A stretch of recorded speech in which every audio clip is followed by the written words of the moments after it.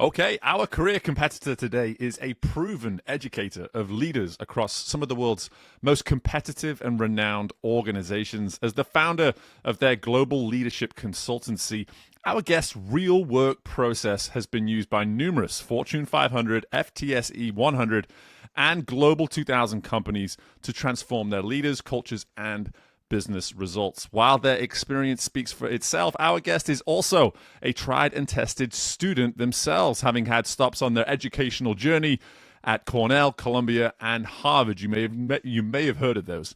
Having made it their life's work to improving the conversations people have with each other, our guest is on a mission to help people everywhere see the importance of unlocking the power of candor. With that being said, I'm looking forward to a conversation filled with candor, which is why I'm delighted to welcome into career competitor, Mr. Todd Holzman. Todd, how are we doing, brother? I'm great. What an exciting introduction. Hey, Thank you. you're an exciting person, man. You're an exciting person. No, just your passion and energy, enthusiasm, and how articulate you are. I was like, you're great. Thank you. You're so welcome. And here's the thing, I joked about this right before we got recording, but we've been chatting for a good 10 minutes before we even pressed record. I would argue there could have even been some reason to press record a little earlier, because here we are having a conversation around the notion of candor and how it can truly support people in their pursuit of their optimal self, which is what we're all about on this show. So before we maybe go into some of the X's and O's, let's say, and the practices of candor itself, Todd, I would love to just learn, based on your story, when it was maybe that you saw this notion of candor being something that is not only important, but it was going to become your life's work. There's when I realized it become my life's work, but the roots of it started earlier. And I think I want to explain that because I think my story, I think a lot of people have the same story. So, as a kid, my father, who's actually sadly very ill right now, so I'm thinking a lot about him. He always told me to be honest. Not that he could always follow, that principle, but he definitely drilled it into me at an early age. And then I remember this going to my grandparents' wedding anniversary, 35th wedding anniversary. We had this great party, and we come back to the house, and my grandmother asks me, "Well, how did you like the party?" And I hear in my dad's voice in my head, "Be honest." And I said, "I didn't like it." And she says, "Why not?" I said, "Well, because you kept calling Grandpa an idiot all night, and I don't think you love him." So I'm like 7 years old, and Sure. my grandma's totally cool with it. She's like, "Aw," but my mom's not cool with it. And she pulls me to the side of the room and she says, "You can't talk to your grandma that way. But Dad always told me to be honest." And she's like, "Not that honest." So and then I just from that point on, and I'm writing the book on this now, so I'm remembering all these stories. I always felt in a horrible kind of dilemma. If I didn't kind of say what I thought, I would just feel horrible. But Mm. then when I did, things went horribly. And I had no way to kind of resolve it. And if I didn't say what I thought, I would just feel like a coward and like a sellout and all of these things. But then when I did, sometimes people would get pissed off at me. Right. And so then, I ended up really not realizing this is what I was doing, but studied a lot of things like around communication and negotiation and influence and public speaking and all these things and listening. I mean, I could teach you the greatest course on listening ever, but my ability to follow all the things that I was teaching was really limited. I was more interested in what I had to say than what anybody else had to say, for example. And so I went to, I did my master's, my first master's at Columbia University, and they had some consultants come in and run a mini workshop with us. Mm. And I fancied myself as a good communicator. And after I went through this exercise, I realized I had a lot of problems with the way I communicated and the way I interacted with people.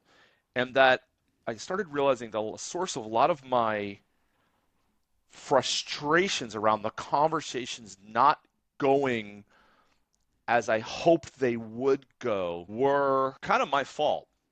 Mm. There were things that I didn't realize that I was doing and not doing, which were preventing me from getting better results.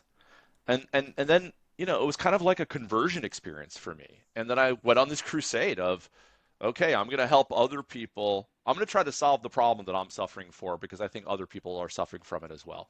Mm. And that was a little over, it was 30 years ago Yeah. now. And then since then, yeah, that I've dedicated my life to helping people have much better conversations with each other about anything that matters. Mm. And we've That's an now important. That's developed. an important. Well, I was just going to say that's an important caveat right there. Anything that matters. Yeah, why do you say that? The reason I say that is I think sometimes it's the conversations that don't necessarily matter that the outcomes of which we can sometimes hold on to those outcomes that more than likely it's an outcome that we don't want, and we allow something that's really not on the surface that big of a thing to become a big thing. And I can't help but hear what you're saying here and say immediately, okay, how do we ensure that we're actually we're aware that we're entering a conversation that matters? Because when we're aware of that, I would personally argue that the sheer practice of candor becomes a much more useful tool. When the conversation doesn't matter, you can kind of take it or leave it. Yeah, that's great. And I'll just say, so notice what I did there. You made this point around, that's a really important caveat. And then I had this whole answer in my head. I don't know if you noticed. I stopped myself and I said, "Well, why do you say that?" Yeah. And by the way, it took me years to be able to just do that small thing. Well, that's coaching, Todd. You're talking to a coach right now. That's coaching 101. Like every session I'm in with a coach, it's all I want to do is respond. It's like, why do you say that? Yeah, and what was interesting, so this is the nature of conversations, right? Sure. You asked me a question. I'm telling you the truth of what I think to the best of my ability. You're kind of hearing me. I mean, we're not talking about anything that's really controversial, right? Where there's a potential Mm-hmm. for conflict or anything like that between us. That's when the whole thing will go pear-shaped. Yep. But then you kind of said something I didn't. You responded because you were listening well, and you said something I didn't expect, and I was like, "That's really interesting." And now, um, we could have a richer conversation because of it. Because that is the thing. We don't need to care about candor around things that are trivial or we're just having fun. Mm-hmm. Like even though so you went to school in Louisiana, so clearly that is not a Cajun accent we're hearing. It's So, not. but there's a term, from the UK when I lived there. I called it recreational whinging. Hmm. It's fun to complain about things. So That's right. let's not get too sincere, for Yeah. goodness sakes, and let's not have to get to candor around what color should we paint the lines of the parking lot. As Right. long as it's not, black and a black top, I think we're fine. Right. Right. Pretty much. You know what I mean? But it is around, things that matter where candor is critical. And coming back to your original question, so anything that matters, meaning some problem or opportunity, we're talking about it because we don't yet understand it well enough and we don't know what to do about it. Mm-hmm. So therefore, we have to have very truthful conversations with each other about it. And the thing is that none of us are kind of omniscient, right? So you've got a piece of the truth, perhaps. I've got a piece of the truth. Other people we're talking to, and then we kind of cobble it all together, and maybe we have a better understanding of reality than we Mm-hmm. would have otherwise had. And now we can figure out maybe what we can do about it, right? And that seems to be at least kind of obvious on its surface. But what's very interesting is that while this is and I'll explain why to the degree you want me to in a moment, why this is a vital capability for our success at work, for the effectiveness of our leadership, of our teams, of our people, of our organizations, and for having fulfilling lives. So I'll argue it's vital for so many reasons. All the research that I've done and the 50 years of research that comes before me and my colleagues shows that we are the least good at it when we need to be the most good at it. When the conversations really matter is when candor crumbles, and we are largely unaware of that fact. And that's why I've dedicated myself to it, because it seems so critical, yet no one, or I've never found anybody around something that matters. And when something matters, it usually feels like the conversation is going to be threatening and or embarrassing for someone. That's when we most need to be competent at candor, and that's when we implode. I love it. And again, it's just to be full transparency to you as the listener now. Like before we started here, Todd asked me what can someone that does what I do for a living bring to a show like this, where it's about this individual fulfillment, so to speak, this individual pursuit of one's optimal self. And you've already hit a couple of things here that I think justify 100% why this is such a worthwhile conversation to be had on this podcast. Firstly, that simple notion of self-awareness, to notice that, hey, I am flawed when it comes to my communication. If I'm having this potentially outward negative influence in my life, maybe there's a discussion and an argument to be made that I'm probably got some negative influence coming my way too. If I'm not really doing this well outwardly, it's going to make it all the more difficult for me to do this inwardly in terms of how I receive information, how I hear information, etc. So that's the first piece, and I can already see your wheels are turning, and I want to get to that in a second. But secondly, this notion of the fulfillment that can come from actually mastering some of these techniques toward what it means to be able to communicate when you need to step into candor at those times of possible conflict, those times of possible high intense scenarios, whatever it may be.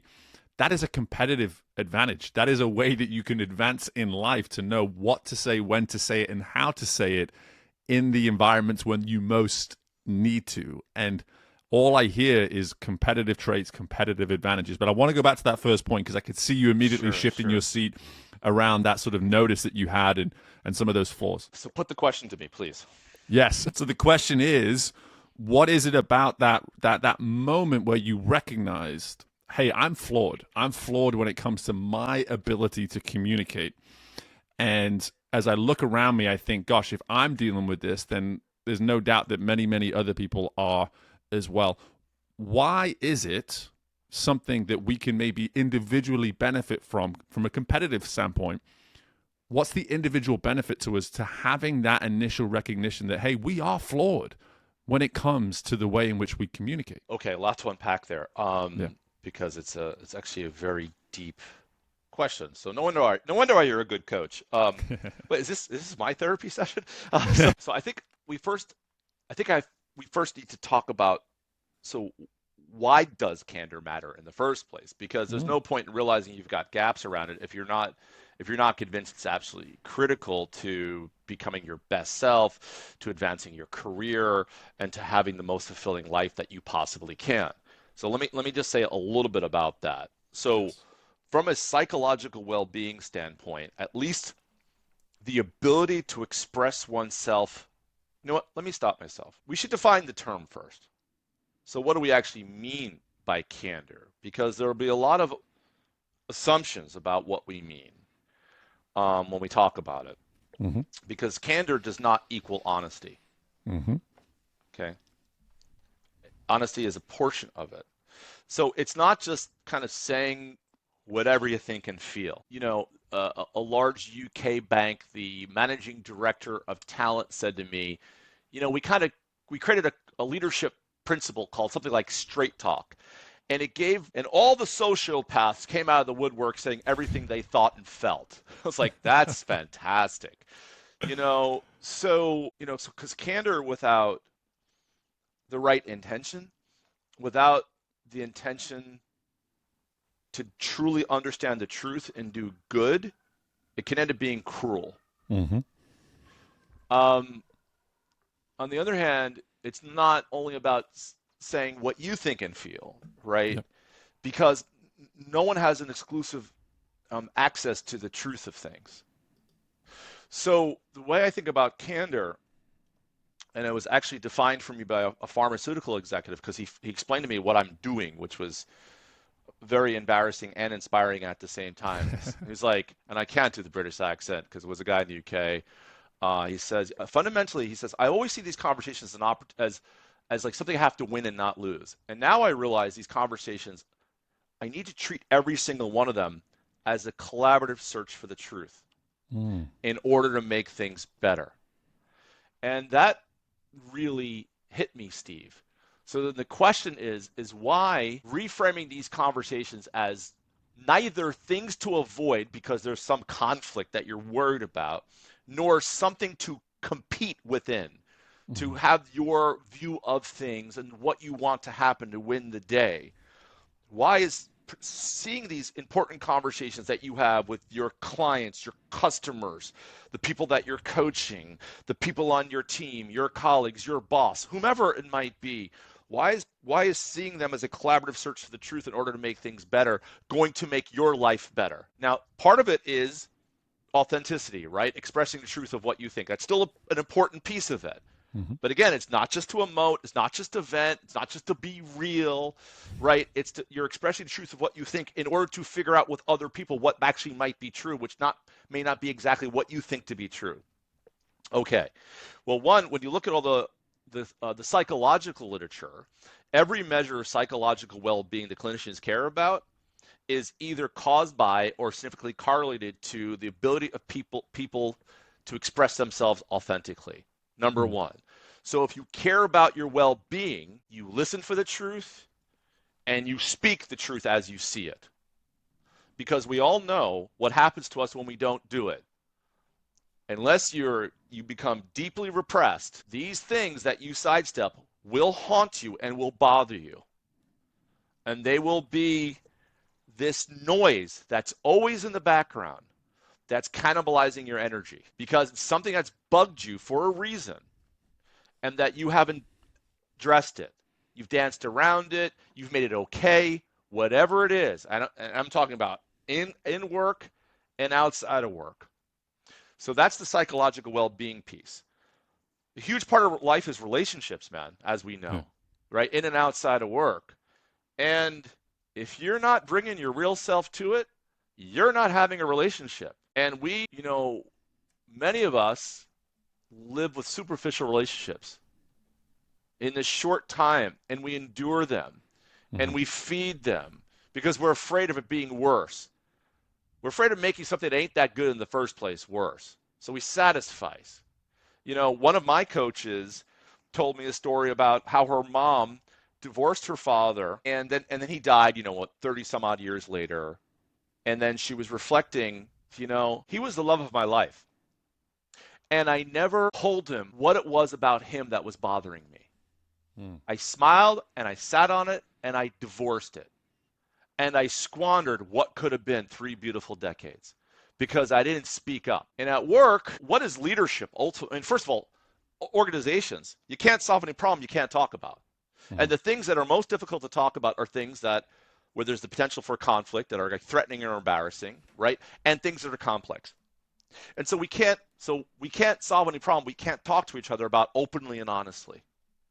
But as a leader, what is leadership ultimately? Leadership is ultimately, unless you're kind of thinking about some antiquated notion, is something you do when you're the authority figure, but something you do beyond your authority, is you see some problem or opportunity that other people aren't paying sufficient attention to, have found ways to avoid, are struggling to deal with. And now you got to get them to face it and do something about that and support them through a process of taking on those things and making things better. And so what is that but an honest conversation with people where you're looking at the truth of things, reality, together. And so this is why I think it's so critical. And to your point, if you don't recognize the errors that you make during these critical conversations, which we all do, then it's very disempowering, Steve. Because if you can't see how you're contributing to the problems that are frustrating you, then you can't do anything about it. Because then it's now all the problems are outside of you. It's this person's an asshole, this person's defensive, HR wouldn't let me do it, there isn't time, all external excuses. And the more you externalize things that are a problem, the less powerful you will feel in being able to deal with them. Yeah. I am so appreciative that you took us to the answer and around the answer in the sense of providing that definition around candor. Because Todd, the first thing in my preparation for this, I'm reading all about you. And I do the same thing with it in my coaching now because words matter. We don't, we talk about communication right now. The understanding what a certain word means to one person is opposed to the person they're speaking to, like taking the time to actually get clear on that, it actually matters. And a word like candor, to your point, has now turned into an assumption of, oh, someone's about to speak to me very honestly. And that's it. But when you look at the definition, it talks about being frank, it talks about being open, and it talks about being sincere.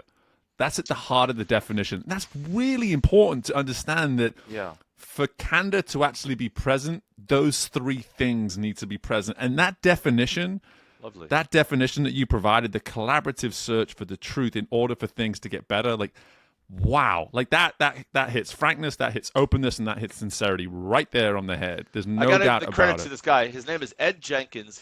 I was interviewed by the Irish Independent, so I mentioned him in the article, and he was actually happy for it. I think he works at Merck now or someplace. Anyways, he's a great guy, and thank you, Ed, for giving that to Well, me and and we'll to have to us. get this episode to Ed too. We'll have to send that to him. But Okay.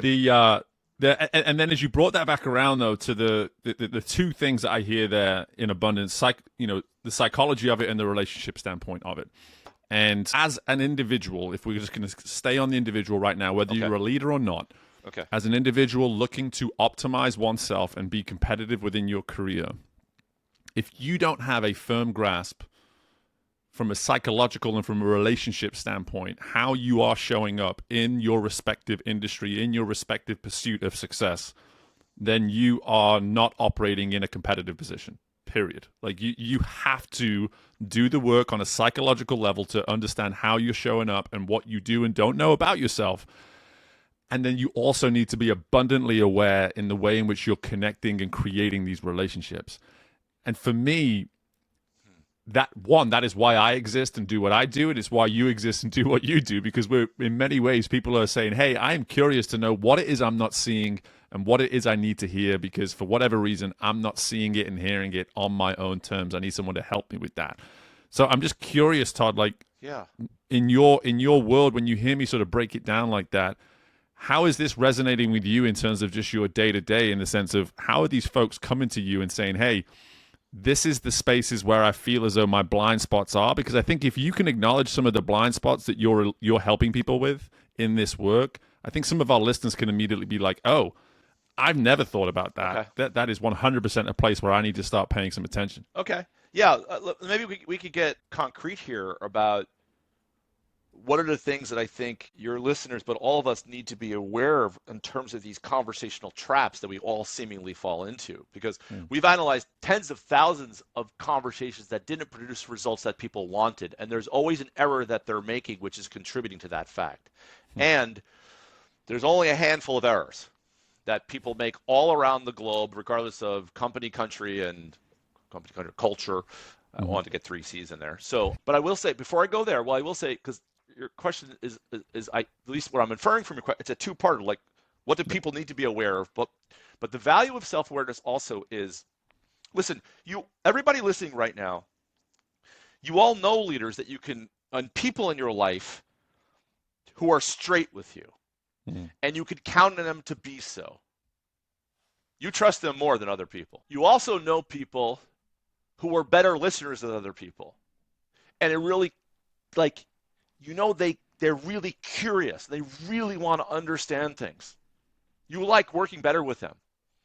And compared to people who have their own, compared to people who are conflict avoidant, right, and don't have the courage to kind of lean into difficult things, compared to people who've got to win the argument and not lose, right? Those people who are more courageous to kind of lean into the truth, those people who don't care about winning and being right and not being wrong, but really care about what's true and are genuinely curious, and if you're right and they're wrong, they're happy about it. Those are the people you esteem, right? So if that's true, then become the kind of person that you most esteem. We esteem people who are committed to the truth and who are committed to the truth on behalf of making things better. That's who we respect. It's in every movie, it's in every piece of literature, it's in every religious and philosophical and mystical text. The people we admire are truth seekers who are trying to do good in the world. They exhibit courage and curiosity and compassion.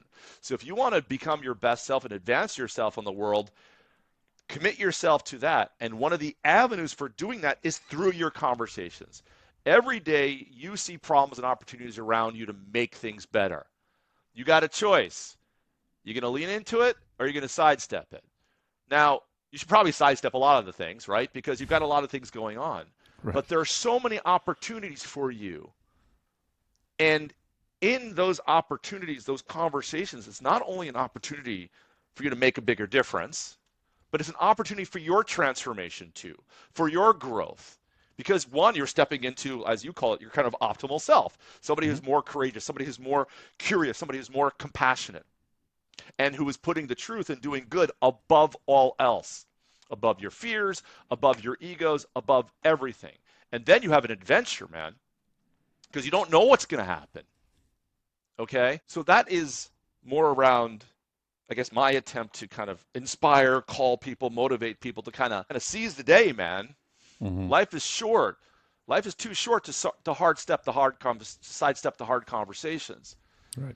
And it will benefit you tremendously, even if in the moment it doesn't feel that way. We have to act as if, with the faith, this is Jordan Peterson now, that the best thing that can happen, that can possibly happen, will come from your genuine pursuit of the truth, even if it doesn't feel like in the short term. Yeah. But I also want to turn it into a competence. Because courage without competence could get people killed off in their careers, their credibility, and sometimes their lives. And we were dealing that when I was on the teaching staff at the Kennedy School, okay, with students who were trying to exercise leadership inside of their respective countries. But in our daily lives, just some traps to watch out for, okay? I'll give you, there's about 10 to 12 of them that are very common. We won't go through all of them now. So, leading questions, right?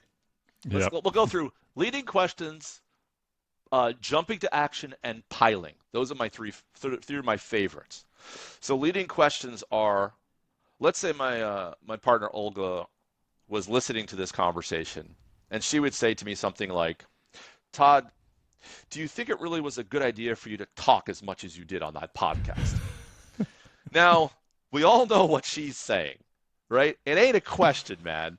It's right. A point of view barely disguised as a question. Right. But this is what people do all the time. When they're worried about how somebody's going to respond to what they say, they kind of frame it in the form of a phony question. You know, because if I come out and say what I think, well, it's going to piss the person off. They're going to get defensive, insert reason. And so let me kind of help them, like, let me make it their idea. Well, one, we're not so easily fooled anymore. You know, the days of how to win friends and influence people, you say my name a few times and now I'm going to buy the car. I mean, those right. are long past, man. Yeah. But also, too, you know, what we see from the research is that when people use leading questions as an attempt to avoid upsetting people, it guarantees people are going to get upset. Yep. Because people don't like being controlled and steered. And they start thinking, if you have a view, why don't you just tell it to me? Right. You know, so that's a leading question, okay? So the point is, if you're going to ask a question, ask a real question. And if you've got something to say, then say it. But don't confuse the two things and mix them up. Keep them pure. That's leading questions, something to avoid. Watch out for doing it. Don't you think? If I would have thought that, I would have said it. Another one is jumping to action, is watch out for this.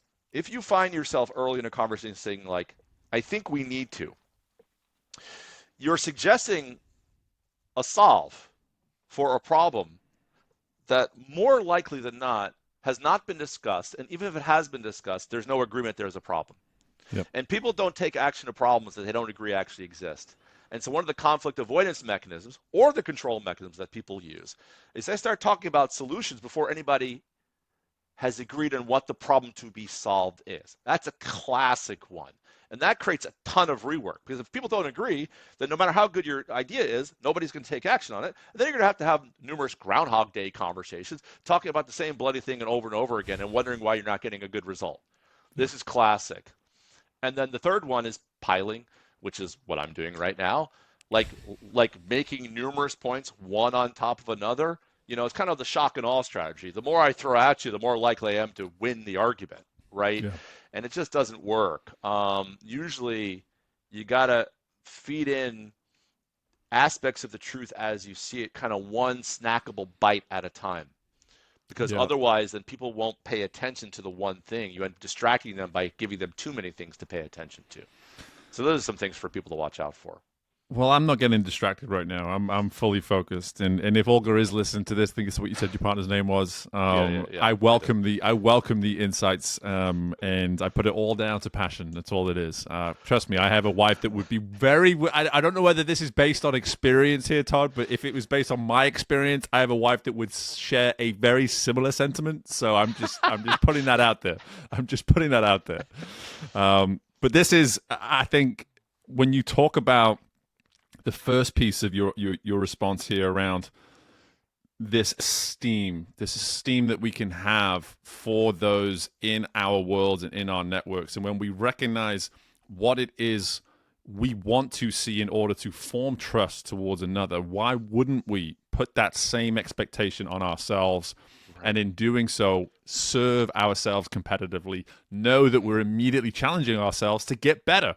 Like, again, we can stay as we are, or we can look at this thing that we truly have admiration towards and say, how can I be more like that? I'm not going to be that person, but I'm going to try to at least take some of those very attributes and see how I can be implementing them within myself. But then some of those examples I think are so important.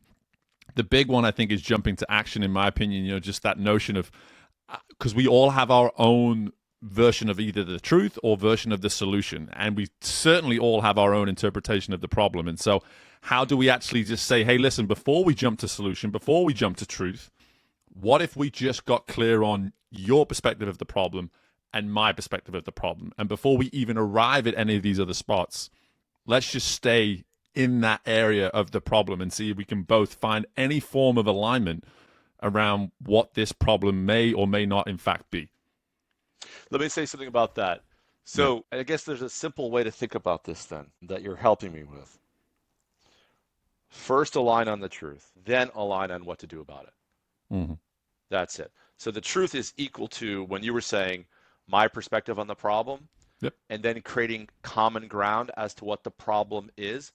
I'll call that the truth. The truth is what's reality. And often we're talking about what's the problematic reality that requires some new action. It could also be what's the exciting opportunity that requires new action. But when we say align on the truth, it's let's align on what the real problem or opportunity is before we talk about how to act upon it. Yeah. And then in order to create that alignment, we first need to both share our perspective on the problem or give our perspective on the problem and get other people's perspectives on the problem. That's why it's a collaborative search for the truth. And it needs to be done with courageous humility. I have to have the courage to express the truth of what I think, but have the humility to be open to being wrong about it. Mm-hmm. And that's the important mental stance when you're doing that. And so this is a mistake that a lot of, say, people managers make when they're, say, giving feedback or coaching to the people on their teams. By the way, as a quick side step, I think this is also important, even for entrepreneurs, right? Who, like, I spend a lot of time in organizations, helping leaders and people and salespeople at all levels have better conversations, up, down, across, sideways, up, down, across, and outside of their organizations. Okay. Mm-hmm. But I think it's also important for entrepreneurs because no, you can't really accomplish. Maybe there are some exceptions still, but you can't accomplish anything great in the world without other people. And that means you're going to have to work and partner with other people. And that means you're going to have conversations. And oftentimes the conversations are going to be challenging because people see things differently around what's true, and they have different ideas about what to do about it, right? But that's the richness, and that's where those differences can be leveraged to actually create things that are rather innovative, and you could solve complex problems through it. So back to the people manager piece, it's where they often fall down is they're doing one or the other. They're either stuck with just giving their versions of the truth or getting the other person's versions of the truth. And it's like we've seen in corporations, the big problem was command and control. Like managers are telling them, here's what's true and here's what you ought to do about it, right? And then the coaching movement comes in and we incredibly overcorrect. Now the managers can't tell people what they think anymore. They can only ask them what they think, and hopefully they'll self-discover and yada, yada, yada. And this is like, Right. sorry, this is the problems with what people do with something like the Grow coaching model, right? Yeah. And I've been in the aftermarket. My faculty and I've been in the aftermarket for people who've been through this, and they're like, oh, I can only ask questions anymore. No, it's an adult-to-adult conversation where it's a collaborative search for the truth, and you both have valuable input on it, but together you're figuring out what's true. Mm-hmm. And then once you do that, a lot of times trying to figure out what to do about it, strangely, more often than not, it's the easy bit. The hard bit is for us having a common shared view of what the problem is, of what's Mm-hmm. true. And so I think that's a nice way to think about it. Align on what's true first with other people, and then align on what to do about it. And if your folks were to take away like that one thing, agree on the problem before talking about solutions, I have found that to be revolutionary. Yep. That small tweak. No doubt, no doubt, and it's a foundational piece, which is why it takes longer, which is why it takes work. Foundations aren't built overnight, but it is a foundational piece in the conversation. I feel like, because the solution does always feel like, hey, how do we arrive at it as quickly as possible, and what would it look like just to be a little bit more patient on the front end when it came to actually getting aligned on that problem, and right, not an ounce of offense taken on the coaching front either, just to be clear, because for me, I was literally having this conversation about an hour before we recorded here with a fellow coach, is the importance in the coaching space, not to get off topic here, but the importance in the coaching space is to use gears within the coaching space. There are going to be times where you stay in the first and second gear and you stay curious, but there are going to be times where you've got to accelerate, and a client needs to hear something that they're not necessarily ready to hear. And it's the one piece in the coaching space that I think that there's a lot of work to be done there for coaches to truly understand. Like, if we're just constantly curious, when do we move into the commitment part of the coaching process? When do we get people to commit on long-term or short-term solutions and actions that can truly serve that growth? Because curiosity gets you so far. It's a foundational piece. But again, I'm getting on my soapbox right now, and I'm going to stand right off and not get too far. Or I'll step on it with you for a second, because this is the coaching racket. Right? At least in my mind. And because it's an easy thing to scale and sell, right? You can certify all these coaches, just make them curious, and just all you got to do is ask questions, man. And there's value in it, because people aren't curious enough, and we don't ask enough good questions, and we don't know how to. And the people we're trying to help as coaches, or anyone you're trying to help in life, there often is untapped insights, ideas, and capabilities within them that if we could sometimes just be someone who can really listen, and we can ask them great questions, sometimes they can discover the real problems for themselves and the answers for themselves. And the degree to which they don't need us to do that for them, the better, because ultimately our job is to make ourselves useless, right? Our job is to help them be able to solve their own problems. And that is the acid test of how helpful we have been. Yes. However, everybody's got blind spots. And, you're designed, and I'm designed, and other people, we're all designed a certain way. And, and there's something that flows through us. And we've got a particular song to sing, which is not their song, but maybe it adds to the song sheet. And they're the richer for it. So when I was at IBM, again, I was this. I don't know if I said this to you before, but I was an executive coach to a segment of the Worldwide Management Committee, which is the top 30 executives there, and then a subset of the top 300 executives below was called the SLG, Strategic Leadership Group, and their leadership teams. And I remember working with. This was 24 years ago now. And I was working for a guy named Steve Ward, who was running the industrial sector, and I don't know, $13-15 billion industrial sector. By the way, I'm like 30 years old. Like, what am I doing coaching this guy? Well, I had some chops around candor and about having, have these kind of challenging conversations. And he became the guy when IBM sold Lenovo computers, right? With the ThinkPad, it became Lenovo, the Chinese company. He was their first CEO. And I was his third coach in the space of a year. And I remember him saying to me, this is what hit me, Steve, and this is also important for people who love just to ask questions and only questions. Yep. He said to me, I like you. I'm like, okay, why is that? He goes, most of what you say to me is wrong, but at least you have the courage to say it. And then it, which was like a, I don't know, kind of backhanded compliment, right? Right. You're rather stupid, but your stupid ideas are helping me think better. Right. But he said, but at least it gives me something, because sometimes you're right and you're pointing out something to me that I didn't see, but sometimes you're wrong and it gives me something to react to so that I'm able to better and more quickly figure out what I think. I'm like, okay, great. It's like, what is it? What is everybody else doing? They just question me to death. He goes, I have a mirror in the bathroom. I don't need one. I need somebody who could tell me things that I might not be aware of or I'm not taking seriously enough. That's the value, because particularly somebody at my level, so much of the truth of what people feel is getting screened out because they're afraid of me because of my authority. I can't have that in you as a coach. I got to have somebody who's going to ask me questions, sure, who's curious, but then they're going to give something back to me as a result of that curiosity journey. Right. Absolutely. And that really stayed with me, Steve, to this day, Yeah. obviously. And that's that collaborative piece going all the way back to Ed's insight there many years ago, and it is a collaborative piece.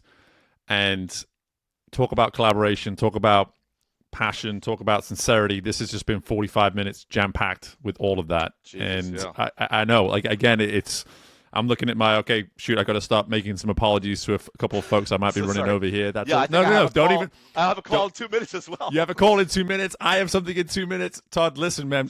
Can I say something? I want to for your audience. Yes. If they email Todd Holzman, Candor @gmail.com. So TODDHOLZ, that's for you. HOLZMAN, Candor, CANDOR, @gmail.com, and they put your name, Steve Meller Podcast, in the subject line. I've asked my producer to put together some free resources that I think they'll find useful around this topic.